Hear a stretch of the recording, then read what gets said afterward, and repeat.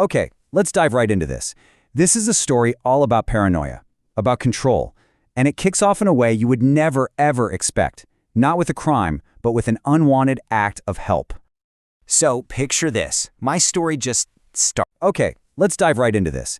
This is a story all about paranoia, about control, and it kicks off in a way you would never, ever expect. Not with a crime, but with an unwanted act of help. So, picture this. My story just starts. Suddenly, there are these flashing red and blue lights painting my apartment walls. Rain streaking down the windows.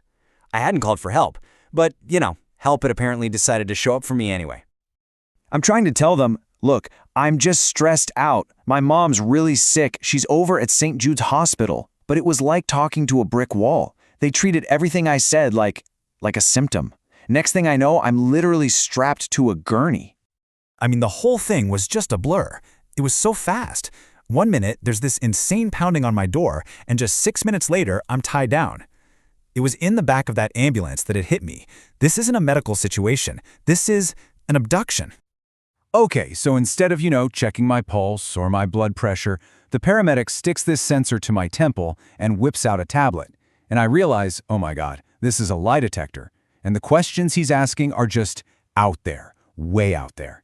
I lied, of course, and I'm pretty sure that little machine knew it.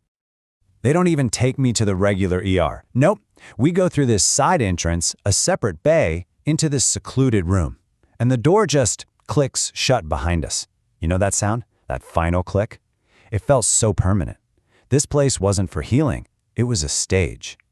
It was all so fake, so staged. They hooked me up to an EKG, but the steady beep, beep, beep felt like it was mocking my panic, They go to draw blood, but the needle never actually pulls anything. And then there's this guy, Leo, in the corner, another patient. He whispers to me, like he knows the rules of this messed up play we're in. And get this, the rules on the wall, they were part of the test. Not helpful advice, just commands. So I see push call button for assistance. I figure, okay, I'll play along. I push it. A paramedic bursts in, all aggressive. What do you want? I just point to the sign, and he gives me this cold little smile and says, so you are following instructions. Good. It was chilling. And then they just started escalating, systematically stripping away every piece of my privacy, my autonomy. First, a urine sample. Leo had warned me they'd use it to build a profile on me. Then, a stool sample. He called it a master blueprint. At that point, fear just took over. I gave in. I could feel myself being dismantled. But then came the final straw. The ultimate violation. This woman